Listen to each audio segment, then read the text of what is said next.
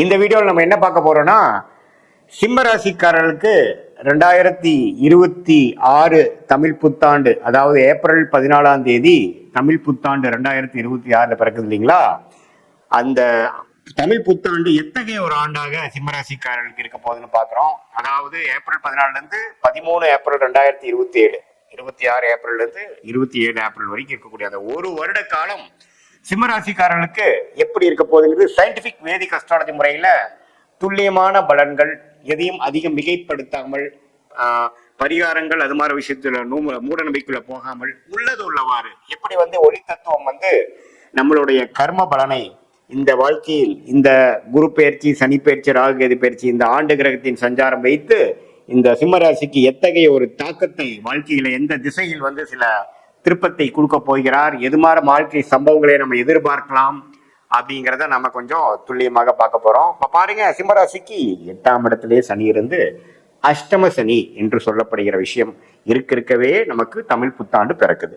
கடந்த ஒரு வருடமாக அஷ்டம சனியில் பாதிக்கப்பட்டிருக்கக்கூடிய சிம்மராசிக்காரர்கள் முன்னமே பாத்தீங்கன்னா இந்த புத்தாண்டு முழுக்க நம்ம அஷ்டம சனி தாக்கங்கள் இருக்கு. பட் இதுல ஒரு நல்ல விஷயம் என்னன்னா, மக நட்சத்திரக்காரங்க கொஞ்சம் அஷ்டமி சாக்கத்திலிருந்து வெளியில வந்துட்டு இருக்காங்க. பூர நட்சத்திரக்காரங்க, உத்திர நட்சத்திரக்காரங்க ஃப்ரெஷ்ஷா உள்ள அதை பாதிப்பை உணர போகிறார்கள்.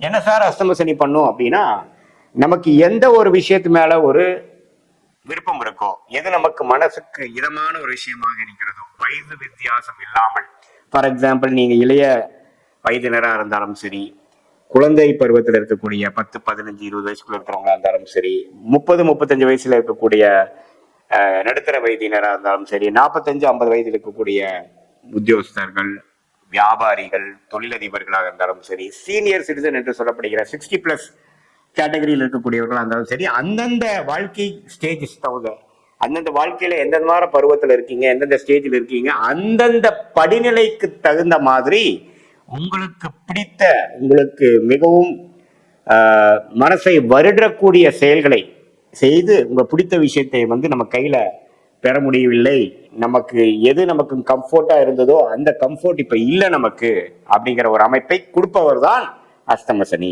சார் அப்படின்னா என்ன சார் சொல்ல வரீங்கன்னா, வேலையில் இருக்கிறவங்களுக்கு வேலையில ஒரு பிரச்சனை, ஒரு மார்க்கெட்டிங் எக்ஸிக்யூட்டிவ் அஷ்டம சனி வந்ததுன்னா அவருக்கு பிடிக்காத இடத்த, முடியாத ப்ராடக்டை, கஷ்டப்படுற ப்ராடக்டை விற்க சொல்லி அவரை ஊர் ஊரா அலைய வச்சு எப்போ அஷ்டம சனி முடியுதோ அப்பதான் அவர் உள்ளூருக்குள்ள ஒரு நல்ல பொசிஷனுக்கு வருவார். அதே மாதிரிதான் எல்லா நபருக்கும் அதுக்கு தகுந்த மாதிரி நம்ம எடுத்துக்கணும். இதே பாத்தீங்கன்னா இளம் வயதினர் காதல் அது மாதிரி விஷயத்துல அவதிப்பட்டு இருக்கக்கூடியவங்களுக்கு காதல் பிரேக், லவ் பிரேக்கப்லாம் அதே மனசை வருடக்கூடிய அமைப்பாகவும், தாடி விட்டுட்டு ஏதோ ஒன்று எதையோ இழந்த மாதிரி ஒரு அமைப்பை கொடுக்கக்கூடியவராகவும் இருப்பார்.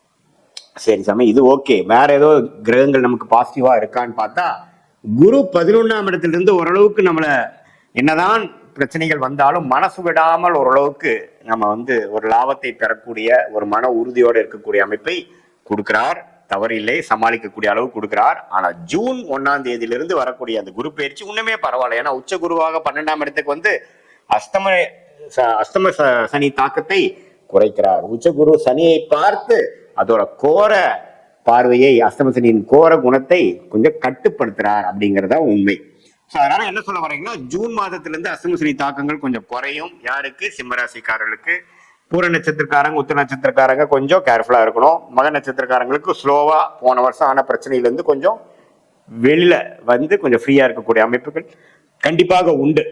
ஸோ இது மாதிரி ஒரு அமைப்பு இருக்கிறத பார்த்தீங்கன்னா, இந்த குரு 11ஆம் இடத்திலிருந்து 12க்கு வந்தாலும் சனியை பார்த்து திருட்பலம் கொடுப்பதனால அஷ்டம சனி கண்ட்ரோலுக்கு வருது. அதே சமயத்துல ராசிக்குள்ள கேது, 7ஆம் இடத்துல ராகு. ஸோ இது பாருங்க, ஜூன் மாசத்திலிருந்து வர டிசம்பர் 6 வரைக்கும் பாத்தீங்கன்னா ராகு கேதுகளும் ராசிக்குள்ள இருக்கும் பொழுது மனக்குழப்பம், குடும்பத்துல நிம்மதி இல்லை, குடும்பத்துல நல்ல ஒரு குவாலிட்டியான டைம் ஸ்பெண்ட் பண்ண முடியல, அறக்க பறக்க சுத்திட்டு இருக்கிற மாதிரி இருக்கு, யாருக்கிட்டையுமே நட்புறவு கொண்டாட முடியல, எல்லாமே பாத்தீங்கன்னா கொஞ்சம் வேகமா போகக்கூடிய அமைப்பு, எதுவுமே நம்ம கையில இல்லை, நம்ம கண்ட்ரோல் இல்லை, ஏதோ ஒண்ணு நமக்கு விரும்ப விஷயத்த தேடிட்டே இருக்குமே ஒழிய அது கிடைக்கிற பாடு இல்லைங்கிற மாதிரி வேலை, தொழில், உறவு, உடல்நிலை, இது மாதிரி எல்லா விஷயங்களும் கொஞ்சம் கேர்ஃபுல்லா இருக்கணும். திருப்திகரமாக இல்லாத நிலைக்கு ஒரு படி பெட்டராகவும் இருக்கும். அதாவது ரொம்ப திருப்தியா இருக்காது.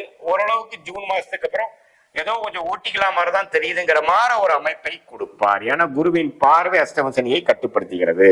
பட் இருந்தாலும் ராகு கேது ராசிக்குள்ள இருக்கிறதுனால மன குழப்பங்கள், ஓவர் திங்கிங், புதிய நபர்களோட நீங்க சந்திக்கும் பொழுது கரெக்டான நபரை தான் பாக்குறோமா, ஏமாறுறோமா, ஒரு அளவுக்கு நல்ல ஒரு கால்குலேஷன் பழக்கம் எதுவுமே வராதுக்கு முன்னாடியே நம்ம போய் சில விஷயங்கள் செய்து சொல்லி நம்ம ஏமாந்துடுறோமாங்கிறதுலாம் ரொம்ப கேர்ஃபுல்லாக இருக்கணும்.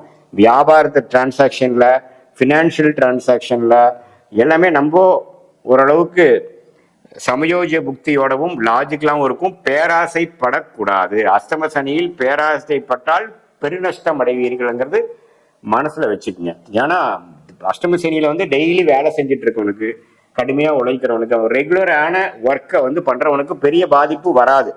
ஆனா ஒரு மாதிரி இன்வெஸ்ட்மெண்ட் பண்ணி பெரிய லெவல்ல லாபம் பண்ணலாம், தொழில் விருத்தி பண்ணலாம், இந்த வேலையை விட்டுட்டு அந்த வேலையில போய் பெரிய ஆளா வந்துடலாம், அது இதையும் பண்ணலாம்னு நினைக்கிறப்ப நாம போட்ட கணக்கு தப்பாயிருச்சு அப்படிங்கிற மாதிரி விஷயத்தை அஷ்டம சனி கொடுத்துருவார். அதனால அது கொஞ்சம் கேர்ஃபுல்லா இருங்க. மற்றபடி உடம்பு உபாதைகளும் கொஞ்சம் கேர்ஃபுல்லா இருக்கணும். மனசு கொஞ்சம் பார்த்துக்கணும்.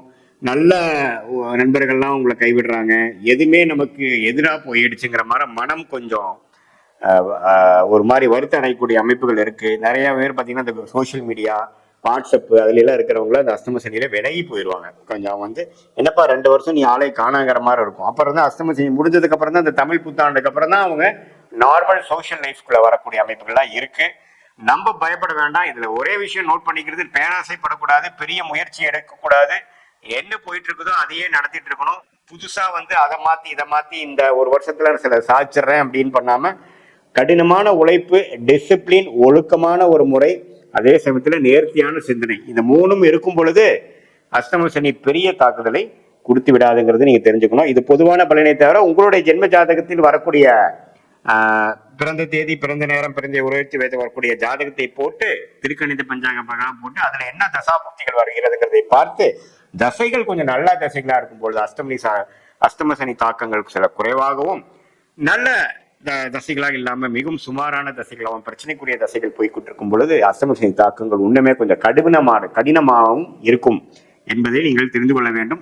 இது மேல உங்க ஜாதகத்தை பார்க்கும் பொழுது சயின்டிபிக் வேதிக் அஸ்ட்ராலஜி முறையில எதையும் மிகைப்படுத்தாமல் உள்ளது உள்ளவாறு பார்த்து உங்களுடைய ஷார்ட் டேர்ம் எப்படி இருக்கு, அடுத்த வரக்கூடிய லாங் டேர்ம் எப்படி இருக்குது, கோயிங் ஃபார்வர்டு எந்த மாதிரி விஷயத்துல நம்ம போகலாம், எந்த மாதிரி டைம்ல நம்ம எந்த மாதிரி முடிவுகள் எடுக்கலாம், நமக்கு எது மாதிரி விஷயங்கள் காத்து இருக்கிறது, நமக்கு பிடித்தமான தொழில் என்ன, வேலை என்ன, தொழிலா வேலையா, உடல்நல விஷயங்கள் எப்படி இருக்குது, இது மாதிரி நமக்கு வாழ்க்கைக்கு தேவையான உறவுகள், கல்யாணம், குழந்தை பேரு எல்லாத்தையுமே நம்ம சயின்டிபிக் வேதிக் அஸ்ட்ராலஜி முறையில டைமிங் வச்சு எந்த நேரத்தில் எது செய்து எப்படி போகலாம், எந்த திசையில் நம்ம வாழ்க்கையில் முயற்சிகள் எடுத்தால் நம்ம நல்ல வெற்றியை பெற முடியும் என்பதை நம்ம சயின்டிபிக் வேதிக் அஸ்ட்ராலஜி மூலமாக தெரிந்து கொள்ள முடியும்.